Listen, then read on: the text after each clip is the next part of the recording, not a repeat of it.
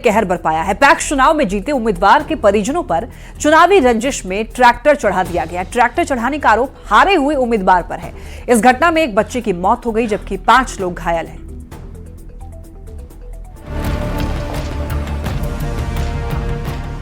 ये तस्वीर देखकर आप दहल जाएंगे। 7 साल के मासूम की ये तस्वीर हम आपको नहीं दिखा सकते हैं। पैक्स चुनाव के नतीजों की रंजिश की भेंट ये मासूम चढ़ गया।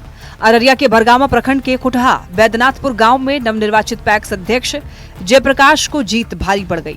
जयप्रकाश मेहता के परिजनों पर चुनावी रंजिश में ट्रैक्टर चढ़ाकर रौंद दिया गया। इस वारदात में 7 साल के एक बच्चे की मौत हो गई जबकि 5 लोग घायल हुए। दरअसल कुटहा बैद्यनाथपुर पैक्स अध्यक्ष का चुनाव जीतने के बाद जयप्रकाश मेहता के परिजन मंदिर से लौट रहे थे, तभी पीछे से तेज रफ्तार ट्रैक्टर आई और उनके परिजनों को कुचल दिया। ग्रामीणों का कहना है कि जयप्रकाश मेहता के परिजनों पर ट्रैक्टर हारे हुए प्रत्याशी ध्यान यादव के समर्थकों ने चढ़ाई है। पुलिस पूरे मामले की जांच पड़ताल में जुटी हुई है। हम लोग को ट्रैक्टर से सिलेंडर जुड़ा हुआ था, वो ट्रैक्टर लेके आया कि मतलब रोशनी बंद करके इसके बाद हम लोग कुएसा लगा हुआ था, नहीं देख पाए, ट्रैक्टर सबको चढ़ा दिया। बिहार में पैक्स चुनाव परिणाम आने के बाद अब चुनावी रंजिश में जानलेवा हमले हो रहे हैं। औरंगाबाद में पैक्स अध्यक्ष के पति की गोली मारकर हत्या कर दी गई। अंकरोहा गांव के संजय सिंह की गोली मारकर हत्या कर दी गई। अररिया में निवर्तमान पैक्स अध्यक्ष को बदमाश गोली मारकर फरार हो गए। बरबट्टा पंचायत के पैक्स अध्यक्ष संतोष मंडल को अपराधियों ने गोली मार दी।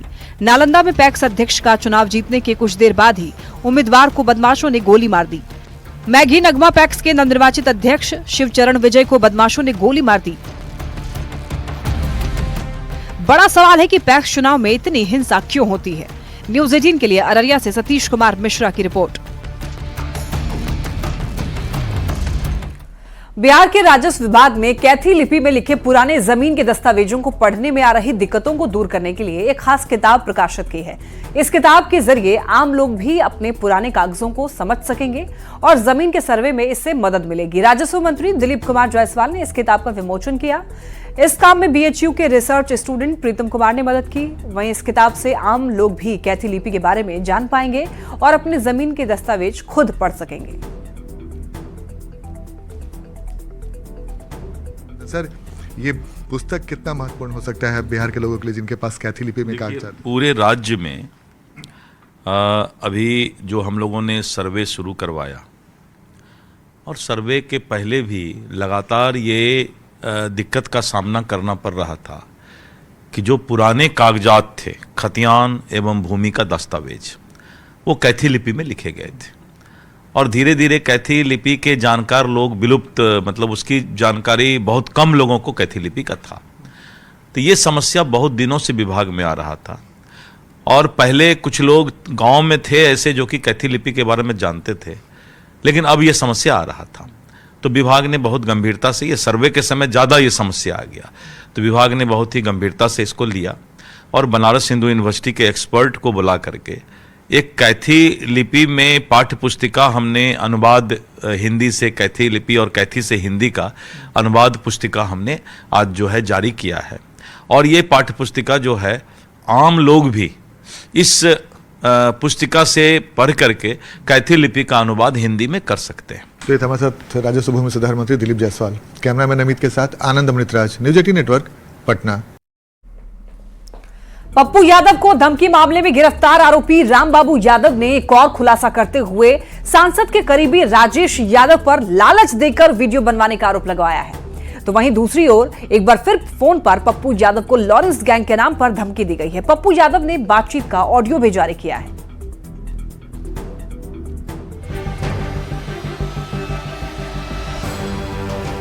वीडियो के जरिए पप्पू यादव को धमकी देने के मामले में एक और बड़ा खुलासा हुआ है। पुलिस की माने तो आरोपी रामबाबू यादव ने पूछताछ में बताया कि सांसद के करीबी राजेश यादव ने ही लालच देकर वीडियो बनवाया था। ये जो बताया गया था वो मैंने आपके सामने रख दिया है। इसमें ये हम लोगों के अभी अनुसंधान का विषय है कि इस पे क्या आता है एविडेंस, साथ में क्या उनका मूवमेंट वगैरह है, वो सब देख के फिर आगे कार्रवाई की। अभी वीडियो वाली धमकी पर पप्पू और पूर्णिया पुलिस में ठनी ही थी कि बुधवार की रात पप्पू यादव को एक बार फिर फोन पर धमकी दी गई। पहली बार पप्पू यादव के सहयोगी ने फोन उठाया। दोनों की बातचीत भी आप सुनिए। अरे कहाँ से बात करो, क्या बात करनी है तो बताओगे, किसके कहाँ से बात कर रहे हो? अहमदाबाद से बोल रहा हूँ। कहाँ से? अहमदाबाद से कौन हो, किसके यहाँ से बात कर रहे हो?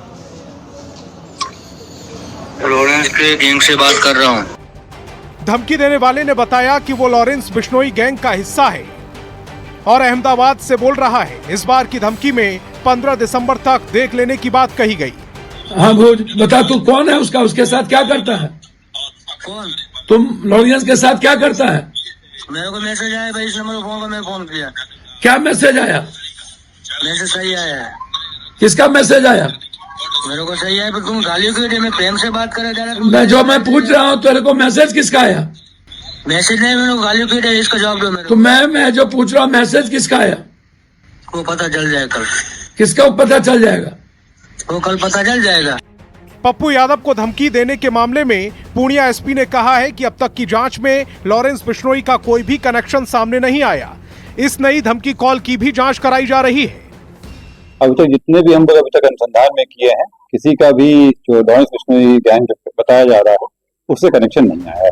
अब तक पुलिस की जांच में कहीं से भी लॉरेंस गैंग का कनेक्शन सामने नहीं आया, लेकिन सच ये भी है कि पप्पू यादव को बार बार धमकी मिल रही है। ऐसे में ये जानना जरूरी होगा कि आखिर पप्पू यादव को धमकी कौन दे रहा है और उसका मकसद क्या है। न्यूज़ 18 के लिए पूर्णिया से कुमार प्रवीण के साथ ब्यूरो रिपोर्ट। बिहार के सुपौल के त्रिवेणीगंज में आपको बताते चले कि पुलिस और स्थानीय लोगों के बीच में हिंसक झड़प हुई। आपको बता दें कि सड़क जाम के बाद जदिया पुलिस के पहुंचने पर भीड़ ने पथराव कर दिया। स्थिति को नियंत्रित करने के लिए पुलिस ने लाठीचार्ज किया। इस घटना में जदिया थानेदार राजीव कुमार घायल हो गए। उन्होंने पथराव के जवाब में अपनी पिस्टल तान दी। पत्थरबाजी में कई पुलिस और पब्लिक भी जख्मी हुए। तो वहीं पुलिस ने 2 महिला सहित 5 लोगों को गिरफ्तार किया है। फिलहाल पुलिस ने इलाके में शांति बहाल करने के लिए सुरक्षा कड़ी कर दी है, लेकिन स्थानीय लोगों के बीच में तनाव अभी भी बना हुआ है। मामले की जांच भी जारी है। आपने वहाँ गया दरोगा को समझाने के लिए, उल्टा सीधा दरोगा बोल दिया उस पर, और जिसको पकड़ के ले गया उसको उसके सामने में मारा। आप ये बताइए, अभी तो बूढ़ा को पकड़ लिया, हमको 10 घंटा लग गया, औरत सबको मार लगा। इसका बाप का राजा दरोगा का। ये क्या मामला है? देखने आए हैं कि क्या स्थिति, लोगों से जख्मी भी हुए हैं पुलिसकर्मी।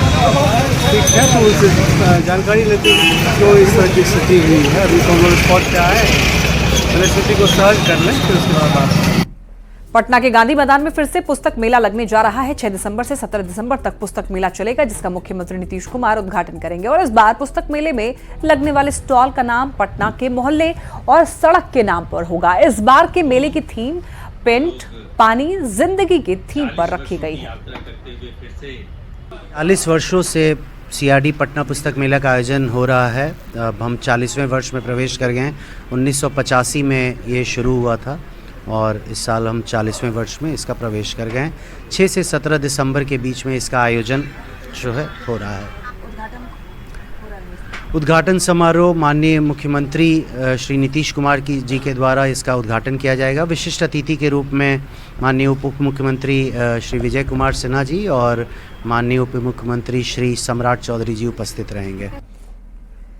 जुनून ऐसा कि बिहार की बेटियां कुछ भी कर गुजरने को तैयार हैं। पुलिस बहाली की परीक्षा निकालने के बाद अब फिजिकल की तैयारी में जुटी हुई हैं और पटना के गांधी मैदान में खूब पसीना बहा रही हैं। लड़कियों का कहना है कि हौसले बुलंद हैं तो हर परीक्षा निकाल लेंगे। ऐसी ही कुछ अभ्यर्थियों से बात की है न्यूज़ 18 संवाददाता विनीता मिश्रा ने। की तस्वीर बदल दी है। 35% आरक्षण का असर महिला पुलिस यहां निभाती हुई नजर आ रही है। बिहार पुलिस में महिला पुलिस के आंकड़े लगातार बढ़ रहे हैं और ये आंकड़े और बढ़े उसके लिए बिहार की बेटियां लगातार धूप में कड़ी मेहनत करती हुई नजर आ रही हैं। यहां देख सकते हैं तेज धूप है, बावजूद इसके ये जितनी भी लड़कियां नजर आ रही है सबका बिहार पुलिस का एग्जाम निकल गया है और अब है फिजिकल की बारी। इतनी धूप में हाँ कर लेंगे और कर रहे हैं। हाँ बिल्कुल, अभी मेहनत करेंगे इस धूप में, तभी तो आगे जो फिजिकल होगा उस दिन कर पाएंगे। बिल्कुल। कितने दिनों से दौड़ रहे हो अभी आप? हम 1 महीने से। 1 महीने से दौड़ रहे हो? हाँ। इतनी तेज धूप में मतलब जुनून है? हाँ जुनून है, क्योंकि इससे भी कड़ा धूप में वहाँ पे रनिंग है तो करना तो पड़ेगा ही। पाँव में किसी ने जूते पहने हैं, कोई बिना जूते के दौड़ रहा है। हालत ऐसी है कि खड़े होना भी मुश्किल है क्योंकि कई राउंड इन्होंने गांधी मैदान के लगा लिए हैं। थक चुकी हो? बिल्कुल थके हुए हैं। थकी हो, लेकिन हौसला बुलंद है, निकल जाएगा दौड़ एकदम 110%। थोड़ी देर पहले रो रही थी आप? हाँ, थोड़ा सा दौड़ने के बाद जो हो जाता है, थोड़ा गला सूखने लगा, हौसला बुलंद है। लंबी कतारें हैं लड़कियों की, सभी ने एग्जाम निकाल लिया है और अब है फिजिकल की बारी। उसके लिए ये कमर कस चुकी हैं, थकान हो रही है, लेकिन रुकना नहीं है, डरना नहीं है, आगे बढ़ते रहना है, क्योंकि इनका एम्बिशन है, इनका जुनून है बिहार पुलिस में अपनी दावेदारी पक्की करनी। एग्जाम निकल गया है और अब फिजिकल के लिए ये लोग कमर तोड़, कहना गलत नहीं होगा कि कमर तोड़ मेहनत कर रही हैं, कड़ी धूप में पसीने बहाते हुए नजर आ रही हैं। विनीता मिश्रा, न्यूज़ 18 पटना। देवेंद्र फडणवीस ने महाराष्ट्र के मुख्यमंत्री पद की शपथ ली और इस शपथ ग्रहण समारोह में बॉलीवुड की भी कई दिग्गज हस्तियां शामिल हुई। राजनेताओं के अलावा बिजनेस, फिल्म और खेल जगत की हस्तियां भी इस शपथ ग्रहण समारोह में शामिल हुए। रिलायंस इंडस्ट्रीज के चेयरमैन मुकेश अंबानी भी शपथ ग्रहण समारोह में शामिल हुए।